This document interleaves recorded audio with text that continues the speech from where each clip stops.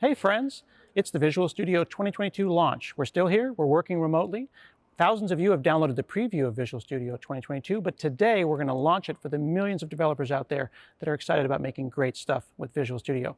We've got just demos, no PowerPoints. We'll also talk to the developers that made Visual Studio 2022 a reality. We're going to have a live chat going on, so be sure to ask your questions. The entire team's going to be available to answer them. Now, before we show you the awesomeness of Visual Studio 2022, let's talk to our first guest today, who leads the product team for the developer division.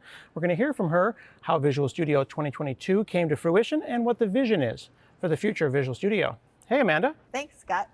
How's it going? I'm glad to be here. Yeah, so you're the CVP for the developer division in Visual Studio, and you've seen lots of releases for Visual Studio over the course of your time here. There's thousands of developers that are watching and learning today about what Visual Studio 2022 is all about. Like, what's the vision and why should we care about 2022? Well, I mean, every release of Visual Studio is a moment. It's so exciting to actually make sure that every developer's day is more joyful. And we really try to make sure that every version of Visual Studio is more performant, it's more reliable, and this one is. But this one, it really is a very special release of Visual Studio. It's the first version that's been re-architected to be 64-bit natively. And so that means that, like, for a lot of developers who have large-scale solutions, they're going to experience more performance, fewer out-of-memory exceptions, things like that, better reliability overall. The other thing is we always try to improve that edit debug cycle. And so a lot of the improvements that we've made with IntelliCode, bringing AI to actually help you write the right line of code, that makes every character you write more productive and more on point. And then the last thing is we've really improved the cycle to do debugging with hot reload so that you don't need to stop to be able to see the change in the application that you're writing. That's so good. That developer's inner loop. Make a change, see the change. Make the change, see the change. Right, exactly. Don't you want to see it as soon as you thought of it? That's so cool. So we could go on about this and we could do talking points and we could do marketing, but what we're going to do instead is we're going to show demos. And you've brought some folks from the team to show me those cool demos. Yeah, we have some amazing demos and some awesome people that have been on the team working on these features firsthand that are going to be talking about them. All right, fantastic. So who's up first? I think we have Kanika. Kanika works on the Visual Studio team on performance. Welcome. You're going to talk to us today about Visual Studio and what it brings for developers' performance and scalability. You bet, and I got a demo we can roll. All right, let's roll the clip.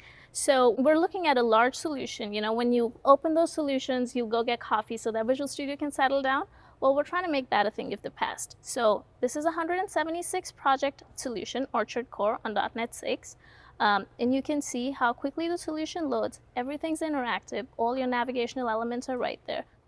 Look at Solution Explorer. You can interact with almost all elements of that. The other navigational elements, search is also there. You can search for your files. Look at how quickly the results are there. Click through it. You can scroll through the file. Everything's ready. You can interact with it even as colorization comes through. Yeah, this is all real time. We recorded this together on my computer. Exactly. This has not been sped up. No, this is exactly real time. We made the change and we are going to now build a solution to make sure we don't break anything. And we made a lot of changes to incremental build. First off, it doesn't assume just after you've opened solution that everything's out of date, but only build things that it's supposed to. Secondly, fast up-to-date checks 4 times faster, which means all your builds, regardless of where they're being triggered for, are faster. So look at that, only 7 solutions that needed to be built. We'll take a quick look at Test Explorer. We broke some tests, Scott.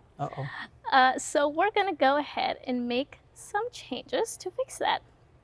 So it looks like we'll revert that because that was probably getting ahead of ourselves. Yes, it was. So that, and then we're going to go ahead, run those tests again. Look how fast the Solution Explorer just got you right where you wanted to go. Exactly. That search has been optimized and improved. And the other thing is, look at the unit tests being run. It's hot reloading them, so it's not building everything again. Oh, wow. So you didn't do a rebuild right there. It hot reloaded the test and ran it, and now we fixed them. Exactly. And so now that our fix is done, we can just close the solution and on our way we go. That's cool. Responsive at every moment. Exactly. Faster and responsive. Wow. Visual Studio, 64-bit. Who would have thunk it? Fantastic. Actually, let's bring Anson in. He's a partner architect that works on Visual Studio and was instrumental in moving it to 64-bit. Hey, Anson. Hey, Scott. Thanks for hanging out. So, 64-bit. Why didn't you do it before? Good softball question to start. And you asked it very emphatically, and I think that's the same that users are asking, like why now and why not before? And the reality is that there were several considerations that we've had over the course of basically 64-bit. We've thought about it for a long time, and really one of them was kind of around usage, which is how many folks had 64-bit machines they were installing Visual Studio on, and in particular, how many people were still installing those on 32-bit OSs. And the thing that was interesting to us is that even though 64-bit hardware has been around for a really long time, we found that a number of people were still installing Visual Studio on 32-bit VM. And so that surprised us, and that was a reason that we were like, well, maybe we shouldn't pull that trigger right away. Well, I'm thinking about this as a person who lives in the ecosystem. I've made extensions of my own. If you release 2, then I'm going to release 2. But then if you go to 64-bit, are you going to leave me behind? That's concerning as well. Yeah, that's an awesome point. And that really leads us in quite nicely to sort of a second consideration, which was that ecosystem and extensibility area. Now, one of the things that was good is we've made some changes in the past couple releases that have required extension authors to kind of react and update to the changes that we made for both performance and reliability reasons. And they have done it. So the extension authors have really done just an absolutely amazing job doing kind of that adaptation. So it gives a lot of confidence that, moving forward, they would do the same thing for 64-bit. And we have seen that with 2022. Right, and we've also got things like .NET and .NET Core that have enabled us to do things as any CPU. So some people could move their 32-bit things forward and not have to worry about anything. It just worked.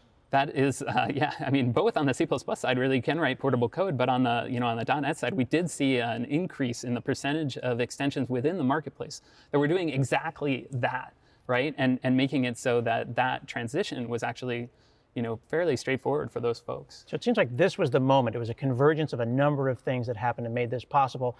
And then up-leveling from that, what can we do with all this new power and all this new memory address space, right? Scott, we have the architect of Visual Studio here. Let's geek out for a second. Okay, my bad.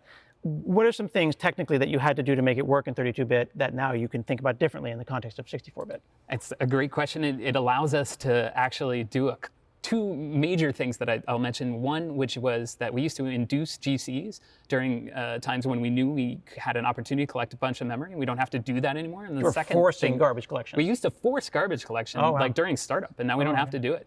And then secondly, we actually used to do a thing called partial NGen, where we only pre-JITted a small section of code that we knew users would hit.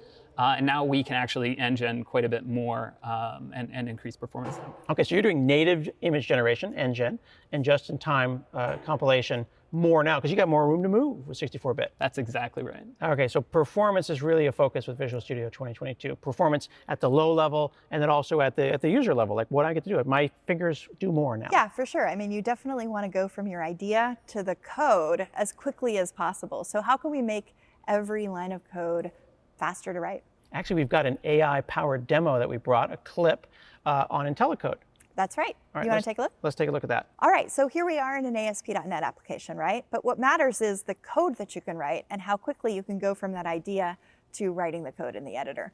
And so everybody's familiar with, you write a little bit of code and then you see IntelliSense come up. But in this case, what's going to happen is you're not only going to see all the ways that it can complete. That's just kind of the alphabetical list. It doesn't really give you guidance as to what you should be writing. What you're going to see here is that as you write the code, it's actually going to make a suggestion for the entire line that you might want to complete, right? So that's basically taking, in that case, it looks like, 10 characters? Basically eliminating 10 characters that you might need to write. Wow, it's multiplying my power. Well, I think that's what's so key about this and what's so awesome is, writing code actually becomes this exercise of hitting tab, because all I needed to do to accept that whole line of code is to hit tab to get the entire line. And so it'll just complete for you. But how does it know? Well, it's actually based on machine learning models. So what we've done is we've taken a look at a lot of, public code and inferred based on that a machine learning model that we can use to have predictive guidance for you as you're writing the line of code. What is the most likely next line of code you're going to write? And so it's basically looking at a combination of all of the code that we've trained this model on top of, combined with the code that you've already written in the application thus far. Wow, so it's not your machine learning model, it's yours plus mine that's specific to my code.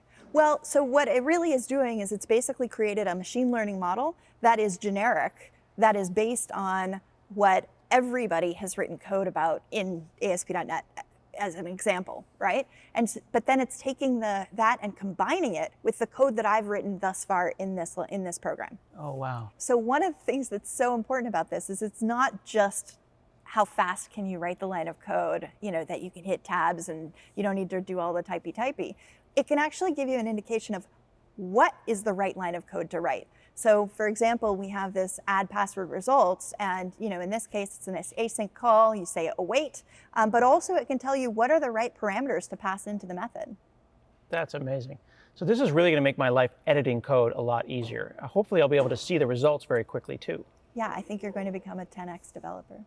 I don't know about that. I'd be happy to be a 1x developer at this point. So now what you can see here is that it actually can say var add password results, and it can give you the completion of the entire method, including the arguments that you might want to pass in to that line of code. And it's super useful for learning new APIs because it also means that it can actually give you guidance as to what's the invocation order for the APIs that you might need to call.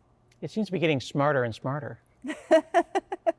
Well, I certainly think that that's what everybody will experience. That's a really amazing innovation. So this AI runs locally? Yeah, in fact, even if you were coding on an airplane with spotty Wi-Fi, you'll still get all of this guidance as you're writing code. IntelliCode in airplane mode. Very cool. But actually, we've got another guest to come in and show us what happens after you've edited your code. Let's bring in Erica. Erica is a program manager on the C++ team. Hey, Scott. Thanks for hanging out. Thanks for having me. So we have explored editing, and we've seen IntelliCode, but the next big area in Visual Studio 2022 is hot reload. And we're going to hot reload all the things. All the things. Now, I'm a .NET person. I'm familiar with .NET, so I get how that works. But honestly, I haven't done C++ in many years. And I know that you are a huge C++ fan. Yes. But your team is doing some amazing stuff that I didn't think was possible. Yeah, so hot reload applies to C++. I actually have a demo with me that we can walk through. All right, let's check it out. All right. So this is a Bitfighter, which is an open source cross-platform CMake project that's running locally on Windows. And in this game, that blue little triangle is a ship, and a ship has a shield, which right now is expressed with that red circle. If I wanted to make a design change to that shield, I could change its appearance without setting a breakpoint or restarting the game with hot reload. So here I'm over in Visual Studio, game is still running, and I'm changing that shield from a circle to a star, and I'm changing the color from red to blue.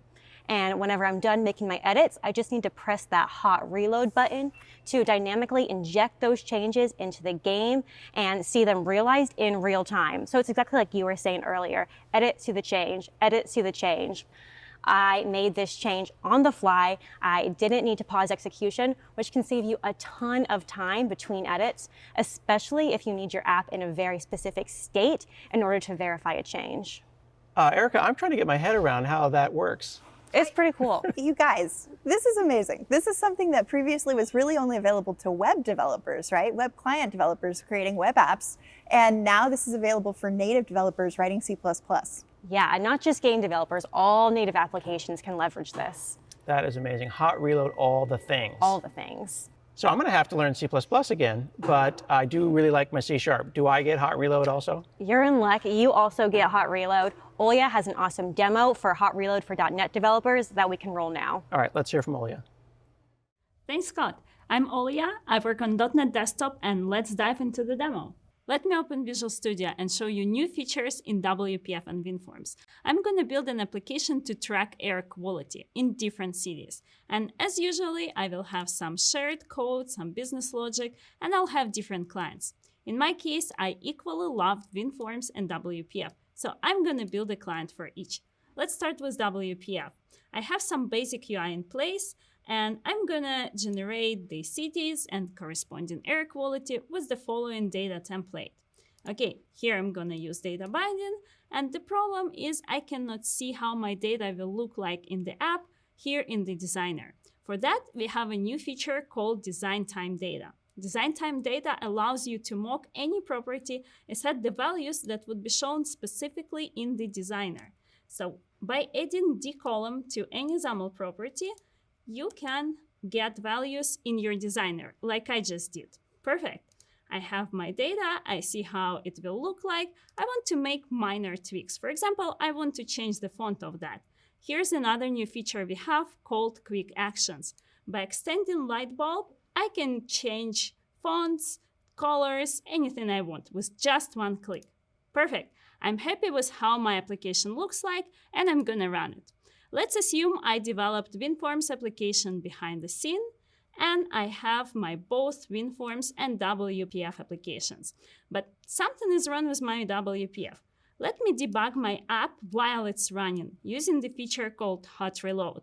And for that, I'm going to use another new feature called XAML Live Preview. XAML Live Preview allows me to see my running application inside Visual Studio, so I don't need to switch back and forth between Visual Studio and my running app. Not only that, but it also has great tooling for pixel perfect UI. I can add rulers, I can measure distances, I can select controls, and all that fun stuff.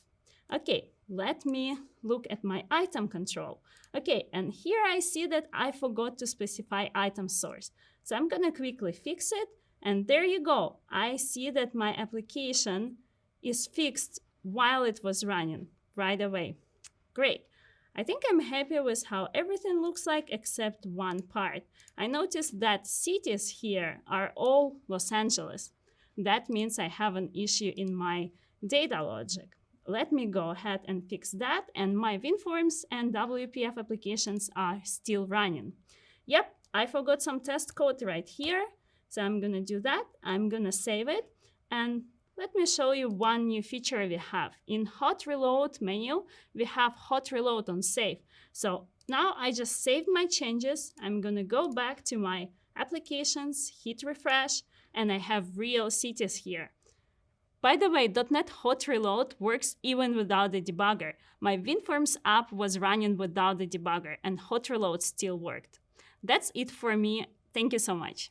Wow, I was actually joking when I said hot reload all the things, but the Visual Studio 2022 team is not joking. It is the hottest release of Visual Studio ever. Everything is hot reload, C++, .NET, and we're going to hear from partner architect David Fowler, who's going to show us hot reload in ASP.NET. David. Hey, Scott. You got demos. Yep, I Bring got me a demo. Sled Let's doing a see. hot reload for Blazor WASM. Blazor WASM, WebAssembly. Let's see We're it. in the browser. We're hot reloading everything. So the app is running. It's blazing pizzas. Think of it as a pizza shop. And we're going to show off a hot reload demo, which will make the inner loop much faster with a single file save, so you don't have to rebuild the entire application to see those changes. Here's the application. It has a bug somewhere. There's no image of the pizza. There's supposed to be a preview there. So we're going to fix the bug, probably somewhere in the code. And there it is. There's a B background image. It should be background image. So we're going to do a very simple fix to fix that typo. And keep your eye on the save icon right here. We won't have to rebuild, all right? Single Control-S will push the changes from your IDE into the application in real time. So that's insane, right? In the olden days, you have to kind of build the whole thing, wait for it to recompile, make it work. Now we can actually do it in real time in the IDE and have it put to the application in the first place.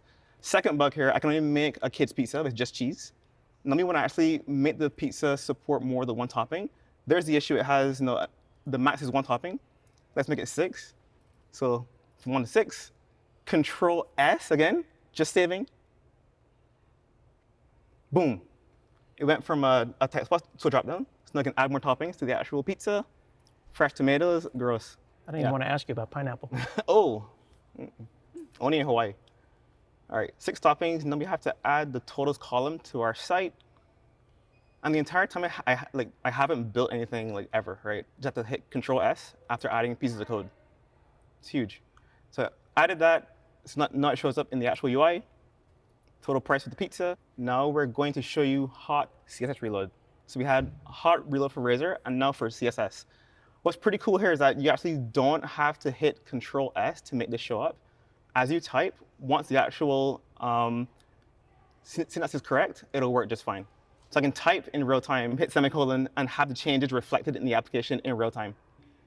Right, so you see, I haven't saved this yet. and the changes will be actually reflected in the actual application. So hang on, you didn't just hot reload HTML. You made a super hot CSS. You didn't even push Control S. Spicy. Very spicy. You also did C#. C#. That's new. And C# anywhere? Any kind of C#? Anything. Not just Razor? Web, not just Razor. Could be web, client, mobile, anything. Wow. Yep. Okay, it's happening. That's a big change. Yep. It's huge. It is huge. It's hot reload. We have been chasing this for about 10 years now. Really? We got it finally. This is a huge release. It's huge. Oh my goodness. It's amazing. So we've seen how to edit our applications. We've seen how they get hot reloaded all the time, all the things. We can then put them into production, and then we need to find out what's happening. We need to profile them. We need to see all that great tooling inside of Azure. We've got Mark to show us that right now. Awesome. Thanks, Scott. Visual Studio is way more than just a code editor. It's a full suite of tools that allow you to diagnose and analyze how your code is performing. After creating and deploying your carefully crafted code, at some point, it gets put through the fire of customer expectation. And when it does, Visual Studio can help you refine your app to scale with the most complex of situations. Take, for example, this piece of code. So this is an ASP.NET application designed to process thousands of data records into files.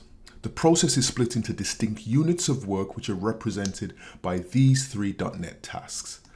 The final step here is to return success when I'm done. Now my DevOps team tells me this operation is consuming way too much CPU, but we know that this is strange because the bulk of the code is concerned with file operations. So the DevOps team used Azure Monitor to capture a trace during the CPU spike and shared it with me. Now rather than using my intuition, I can open the trace in Visual Studio and go directly from problem to code. In the trace, I immediately see top functions and hot path. The hot path, indicated by the flame icon, tells me exactly which code paths are consuming the most CPU. So this is a great place to focus on for any CPU-bound problems. Alternatively, I can use our new flame graph view, as this demonstrates graphically which areas I need to focus on. Regardless of which view you prefer, the true magic that Visual Studio unlocks is that it helps you go from problem to code. I'm going to double click on my frame in the hot path and it highlights for me the code of greatest concern. This is in fact a badly designed regular expression. It had nothing to do with processing thousands of data records, and the profiling tools in Visual Studio helped me to prove it. Back to you in the studio. If ever there was a demo that really reinforced that Visual Studio isn't just an editor, right? It's an integrated development environment. You're at this powerful cockpit of all the things from production, editing, hot reload, all that stuff. Is everything that we've seen available for everyone, or just in the big money paid versions of Visual Studio? No, I mean, what we want to make sure is that every developer that's coding in C# or C++ can actually develop any application super productively for any platform. Any platform, not just Windows. Any platform, yes, not just Windows. Linux. I mean, I think this is one of the big things, is that Visual Studio has actually become an incredible environment for developing apps for Linux. That's fantastic. Actually, I've been spending a lot of time with WSL, the Windows subsystem for Linux, which is a huge part of Windows 11. Are you saying that Visual Studio knows about WSL and Linux? Yeah, for sure. And Erica actually has an awesome demo that she can show you. Definitely. All right, let's check it out. Let's roll it. So we're starting with a CMake project open in Visual Studio.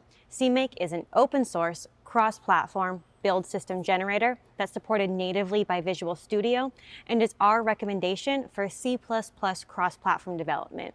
Now, because CMake is cross-platform, I can build and debug this project on my local machine, on SSH connections, on WSL distros, all from the same instance of Visual Studio. I'm also using Visual Studio's new CMake presets integration. So this file, cmakepresets.json, is supported directly by CMake and can be used to drive CMake generation and build both with and without our tools. That means your team can use it from Visual Studio, from VS Code, from the CMake GUI, in a CI pipeline, or from the command line on Windows, Linux, and Mac, which makes it a great option for teams who like to support a diverse set of tools. All right, I've already configured this project, so I can start debugging on WSL by pressing F5, using Visual Studio's native support for WSL2, which is brand new in Visual Studio 2022. All right, so what we're looking at is pretty cool. This is a Linux app running natively on Windows with WSL-G, the G stands for graphics, and Windows 11. And you can notice the Linux style controls as well as the Linux tiling up in the corner, which shows we are in fact launching this from a Linux instance. In Visual Studio, I have the full suite of debugging features available backed by GDB, which means I have a rich visual experience for things like inspecting variables or using the parallel stacks window, which is open to the right. And that's an example of the kind of graphical expression that you just can't really get when you're debugging with GDB from the command line. And it's all running locally on WSL. I'm watching David try to Picking my brain emotionally deal with that. Picking up brain. Are you okay, David? I don't wow. This is your teammate here. Holy crap. Huh? You've never seen that before? No. Isn't that good? It's happening. You can build and debug Linux applications with Visual Studio 2022. You need to sit back and just lie down. That was huge. Because it's happening. Amanda, the year of the Linux desktop is happening on Windows. Well, and I think this is, really about not just Visual Studio, but also Windows becoming a really awesome developer box for developing apps for Linux. It's amazing. And not only developing them, but also testing them, doing some amazing tests. I think we have a demo from Kendra about cross operating system testing on Windows with Visual Studio. Hey everyone, let's check out what's new in Visual Studio 2022 to test your app. This feature is bring your own compute, so I'll go ahead and build a Docker container right now with the Visual Studio PowerShell.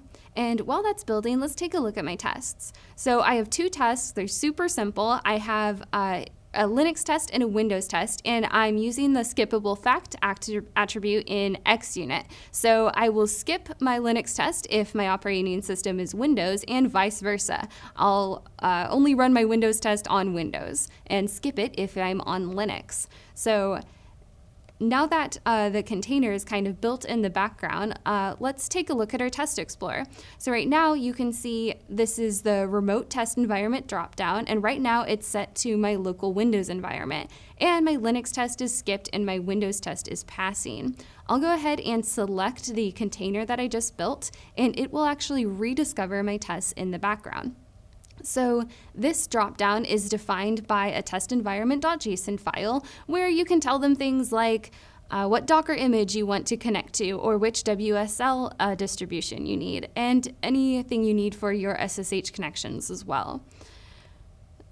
So back in my Test Explorer, I've rediscovered those tests, and now when I run them, it'll be on that Linux container, and now my Linux test is passing and my Windows test is skipped. So you can easily debug these. There's lots more you can do. This is just a little sample of how Visual Studio can bring cross-platform development into your inner loop. And that's all I have for today. Back to you all.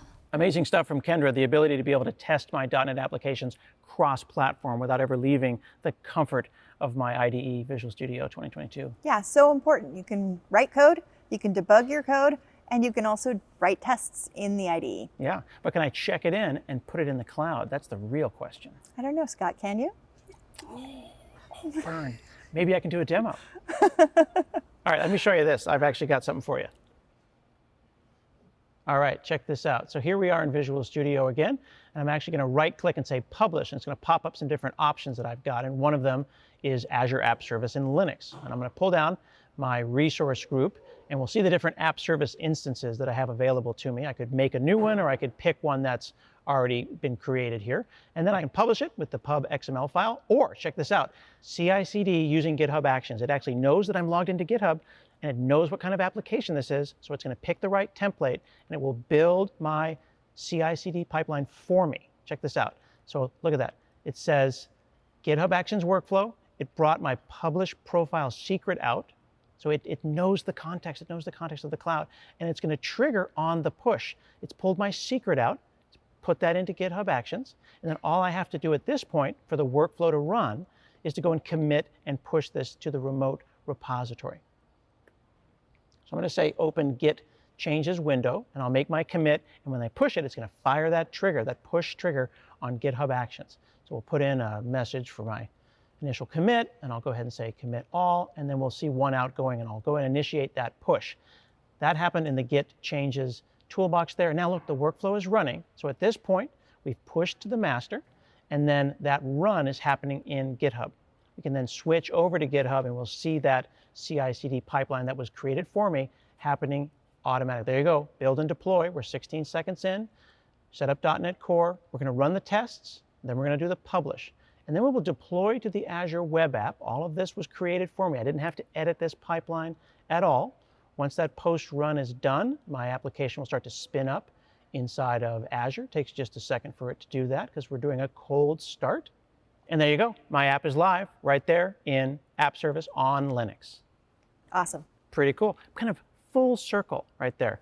We've seen all the hot reloading, all the great editing, all the IntelliCode. We've committed our code that's been fully tested, put it into a CI/CD pipeline in GitHub Actions, and then published it to the cloud. How fun is that? That's pretty cool. Is your brain okay from the hot reload demo earlier? Yeah. Okay, It's because recovering now. I know you're having to deal with that. Right-click publish, GitHub All Actions. right. So we've seen some really amazing stuff from all of our friends, and we have to really appreciate the work that was done by all of our friends who aren't here today. The organization is huge. Many, many, many engineers worked on this project. For sure. We're just really, really proud to be able to work on this for developers. And to be able to do it in the middle of the pandemic is pretty amazing. A lot of this work was done remotely. Yeah, it's been incredible to collaborate across the team to work on this release. And it's awesome to see you all here. And it's kind of, funny to notice Anson's socks. Yeah, what's going on with your socks, Anson? What's the story there? Yeah, no, these are Visual Studio socks. Obviously, they're from a slightly older version. I'm not saying that there may be somebody that could, flight a new set of swag for this version, but if there were such a person, that'd be great. I don't know who has that power. We'll look into it. I think there is a new logo, so we definitely might need to update Anson's socks. All right, you heard it here first. Visual Studio 2022 sock swag coming at you in 64 bits. All right, what a great celebration and what a wonderful time to spend. And actually, we do have a secret code that we have to enable to go and turn on the next step and finally release Visual Studio 2022. I'm going to put this down, and we're going to go to our special control panel that I'm going to pass to you to launch Visual Studio. Thank you. Proper. You can enter the secret code. All right, I'm not sure if I remember this. Up, up, down, down. All right. Left, right, left, right. BA You ready? You ready?